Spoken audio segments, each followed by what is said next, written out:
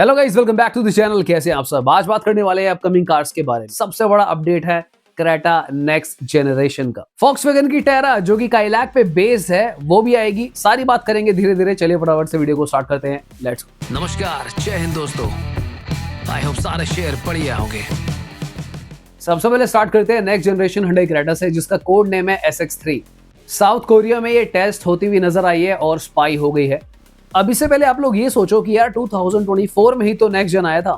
तो मैं आपको बता दूं दोस्तों, वो क्रेटा का फेसलिफ्ट था जहां पर उन्होंने चेंजेस नेक्स्ट जेन जैसे कर दिए थे। पर अब सही मायनों में इसका नेक्स्ट जनरेशन आने वाला है, जिसमें सबसे बड़ा अपडेट ये है कि इसकी जो डायमेंशंस है अब थोड़ी सी बढ़ा दी जाएंगी। जी हाँ, बिल्कुल सही समझ रहे हो। जिस तरीके से किया सेल्टोस की डायमेंशंस को बढ़ाया गया, अब सेल्टोस बड़ी हो गई है, उसी तरीके से Hyundai क्रेटा भी अब थोड़ी सी बड़ी हो जाएगी, यानी कि क्लोज टू 4500 mm के आसपास चली जाएगी, ऊंची भी हो जाएगी और विड्थ भी बढ़ जाएगी। इनफैक्ट ये चीज आप इस स्पाई शॉट में भी देख सकते हो कि जो गाड़ी का ओवरऑल स्टैंस है काफी अपराइट है और थोड़ी लंबी भी लग रही है।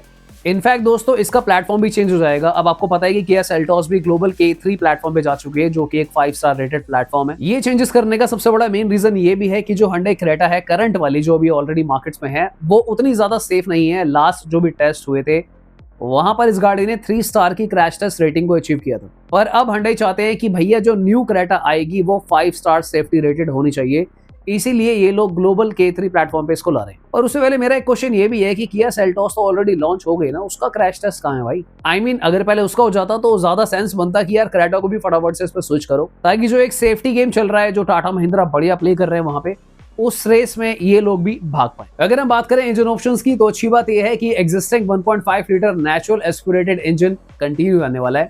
1.5 लीटर टर्बो पेट्रोल इंजन और 1.5 लीटर डीजल इंजन भी कंटिन्यू रहेगा। अब जो इंडिया नेक्स्ट जन क्रेटा आएगी उसमें तो ये सारे इंजन ऑप्शंस रहने वाले हैं, बट जो इंटरनेशनल मार्केट्स में जाएगी उस क्रेटा का नहीं पता अगर उसमें कोई इंजन चेंजेस करें।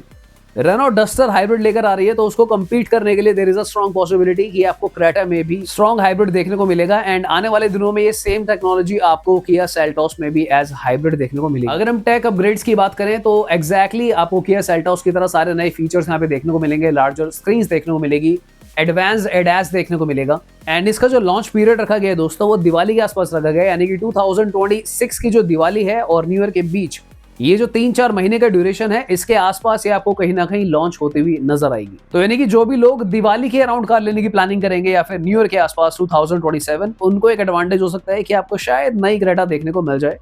बाकी चैनल को सब्सक्राइब करके रखोगे तो टाइमली सारे अपडेट्स मैं आपको देता रहूं। महिंद्रा विजन एस, जो कि काफी इंटरेस्टिंग एसयूवी महिंद्रा लेकर आ रहे हैं, उसका एक डीजल वेरिएंट स्पाई हो चुका है। यहाँ पे नजर आ रहा होगा आपको कि लिड के साथ एड ब्लू का ऑप्शन भी दिख रहा है, तो यानी कि ये डीजल ही है। ये है Mahindra vision S diesel automatic mid variant, जो कि इंडियन रोड्स पे स्पाई हुआ है। इसमें आपको देखने को मिलेगा BS6 phase 2 compliant diesel engine, जैसा मैंने बोला, with AdBlue cap obviously. And gear lever से भी क्लियर हो रहा है कि भाई ये एक ऑटोमेटिक ट्रांसमिशन है। डीजल में ऑटोमेटिक एक बेटर ऑफरिंग प्रोवाइड करता है। वैल्यू फॉर मनी फैक्टर थोड़ा सा ऐड हो जाता है यहाँ पे, तो लोगों के लिए बेटर है।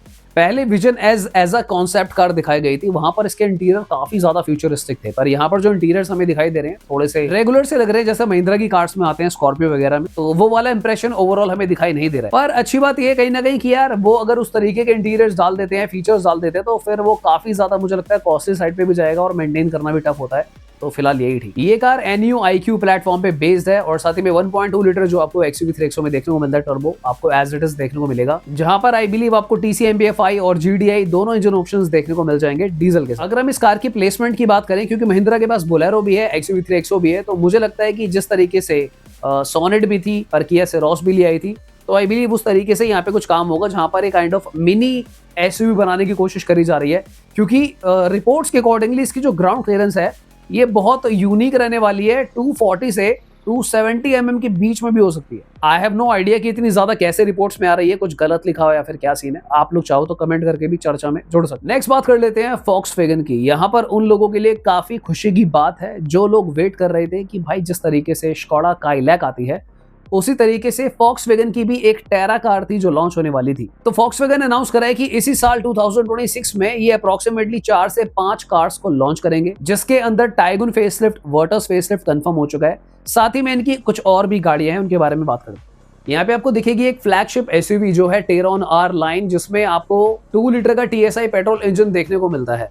ये पॉसिबली इनकी फर्स्ट 7 सीटर होने वाली है और काफी ज्यादा उम्मीदें हैं इस कार से Volkswagen इंडिया को। इसके अलावा ये लोग ID4 की एंट्री कराएंगे जो कि इनकी फर्स्ट ईवी होने वाली है। ये CBU के थ्रू आएगी, रूट के थ्रू। एंड लास्ट में MQB प्लेटफॉर्म के ऊपर बेस्ड होगी इनकी Volkswagen Terra, जो कि हो सकती है काफी जल्दी इंडिया में लॉन्च। अब जैसा आपको ऑलरेडी पता है कि होना तो इन दोनों कार्स को साथ में लॉन्च था, पर पहले स्कोडा काइलैक लॉन्च हुई, पर क्योंकि वो काफी बेटर कर रही है तो मुझे लगता है ये सही टाइम है कि अब Volkswagen भी अपनी Terra को उतार दें। ये जो Volkswagen Terra होने वाली है कंपीट करेगी खुद ही की काइलैक से। Tata Nexon, Mahindra XUV 3XO, Brezza, Venue, Sonet, कितनी सारी गाड़ी हो गई सेगमेंट में। अगर हम बात करें Volkswagen Terra के एक्सपेक्टेड प्राइस की तो ये एज यूजुअल जिस तरीके से स्कोडा ने काइलैक को किया था 7.89 लाख रुपीस के आसपास, तो समवेयर आपको वही रेंज देखने को मिलेगी। 770 से 8 लाख रुपए के बीच में इसका बेस मॉडल स्टार्ट हो जाएगा। सेम 1 लीटर का टर्बो इंजन आपको देखने को मिलेगा। इस कार को लेकर मैं भी काफी ज्यादा एक्साइटेड हूँ क्योंकि Volkswagen ने कुछ टाइम पहले पोलो भी बंद कर दी थी, आपको पता है इन्होंने अपनी एमियो भी बंद कर दी थी। इनकी जो टाइगून है उसने ठीक ठाक करा, उतना बेटर नहीं कर पाई, पर वर्टस ने काफी अच्छा परफॉर्म करा। इन दोनों के फेसलिफ्ट आने वाले हैं जो कि आने वाले 3 से 4 महीनों में एक्सपेक्टेड। नेक्स्ट कार है Hyundai Beyon, जो कि कंटिन्यूअसली स्पाई हो रही है। Hyundai Beyon वही गाड़ी है जो कि एग्जैक्टली मारुति फ्रॉन्क्स को कम्पीट करेगी।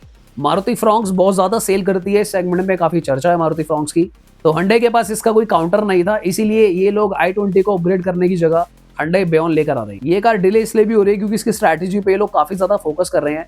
जो इंटरनेशनल मार्केट्स में Beyon है वो आई थिंक 4200 mm की है ओवरऑल लेंथ में, पर अगर इंडिया में 4200 mm लाते हैं तो फिर ये अपर ब्रैकेट में चली जाएगी क्रेटा वाले प्राइस में, सियारा वाले में। तो इसलिए इसको चॉप ऑफ करके इसके फीचर्स वगैरह को चेंज करके और ये सब होगा तो उसके लुक्स भी थोड़ी सी चेंज हो जाएगी। तो उसके हिसाब से Hyundai इसको इंडिया में लॉन्च करने की प्लानिंग कर रहे हैं। इनका जो गोल है कि कहीं ना कहीं ये लोग 7.25 लाख रुपए के आसपास, 7.25 के आसपास इंडियन मार्केट्स में इस कार को उतार दें।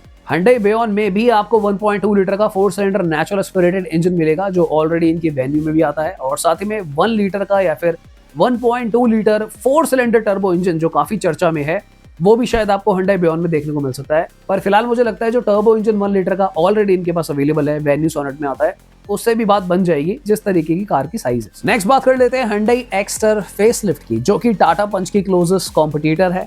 टाटा पंच का फेसलिफ्ट आ चुका है और Hyundai Exter का पहला फेसलिफ्ट आ रहा है। अगर मैं इसके स्पाई शॉट्स की बात करूं जो सामने आ चुके हैं, और मुझे ये समझ नहीं आया इन स्पाई शॉट्स को देखने के बाद कि करा क्या गया है इस कार में। आई मीन अगर आप ये स्पाई शॉट्स देखोगे तो आपको खुद लगेगा कि ये तो भाई सेम ही लग रहा है, इसमें तो कुछ नया है ही नहीं, पर थोड़ी मोड़ी चीजें हैं जो बदल रही हैं। फॉर एग्जांपल अब फेसलिफ्ट आएगा तो कार के प्राइसेस थोड़े से बढ़ जाएंगे। ये सब क्या देखना पड़ रहा। अगर हम बात करें वेरिएंट लाइनअप की तो जिस तरीके से Hyundai वेन्यू में आपने नोटिस किया होगा कि जो वेरिएंट के ट्रिम्स के नेम्स होते हैं वो चेंज होते हैं, उसी तरीके से Hyundai Exter फेसलिफ्ट में भी वेरिएंट के ट्रिम्स के जो नेम्स हैं ये सब चेंज हो जाएंगे। पॉसिबली हो सकता है EX5, VX5, HX5 कुछ इस तरीके का ही होगा। कैबिन स्पेस को लेके थोड़ा सा इसको प्रैक्टिकल किया जा रहा है, थोड़े से ट्विकिंग करे जाएंगे, बहुत माइनर ट्विकिंग्स है ये, जहाँ पे सीट की कुशनिंग या फिर जो ओवरऑल अपहोल्स्टरी की क्वालिटी है, लुक्स है, और साथ ही में थोड़े मोड़े एक आध फीचर्स और डाल सकते हैं। इन थोड़े मोड़े फीचर्स में आते हैं कुछ कार कनेक्टेड फीचर्स जो आप अपने फोन से ऑपरेट कर सकते हो। अगर हम बात करें इंस्ट्रूमेंट क्लस्टर की तो यहाँ पर डिजिटल इंस्ट्रूमेंट क्लस्टर अपग्रेड होगा।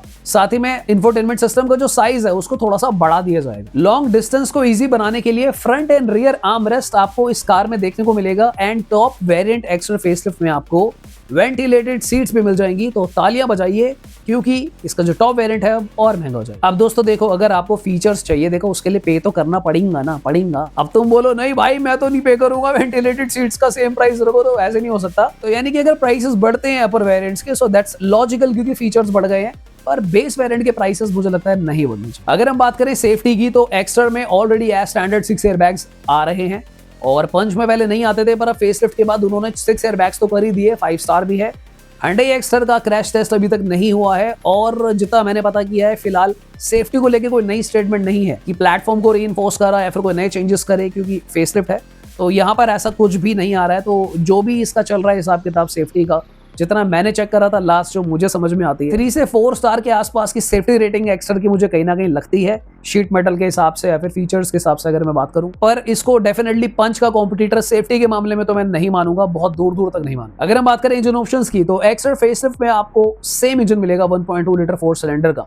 ऑफिशियल्स के अकॉर्डिंगली इतनी नीड नहीं है इस सेगमेंट में टर्बो इंजन की, क्योंकि उनके पास भी 1 लीटर का टर्बो है जो वेन्यू सोनेट में आता है, तो ये लोग ऑफर कर सकते हैं। पर फिलहाल 1.2 लीटर नेचुरल एस्पिरेटेड के साथ ही Hyundai स्टिक रहेंगे। इसके अलावा Hyundai Exter CNG जो आती है ट्विन सिलेंडर के साथ वो कंटिन्यू रहेगा। ऑटोमेटिक CNG का फिलहाल कोई अपडेट नहीं है। नेक्स्ट बात कर लेते हैं महिंद्रा स्कॉर्पियो एन फेसलिफ्ट की, जो कि स्पाई हो गई है बहुत बढ़िया तरीके से। और अगर हम बात करें स्कॉर्पियो एन की, तो बढ़िया तरीके से कैमोफ्लेज है। काफी मुश्किल हो रहा है ये पता कर पाना कि कोई मेजर चेंजेस यहाँ पर हुए हैं नहीं हुए हैं। अगर आप लोगों को कुछ दिख रहा हो तो बताओ कमेंट करके। बट जो चीज थोड़ी सी क्लियर हुई है वो ये है कि अब इसमें 10.2 इंचेस का एक फ्री स्टैंडिंग टच स्क्रीन आपको देखने को मिलेगा, फ्लोटिंग टच स्क्रीन।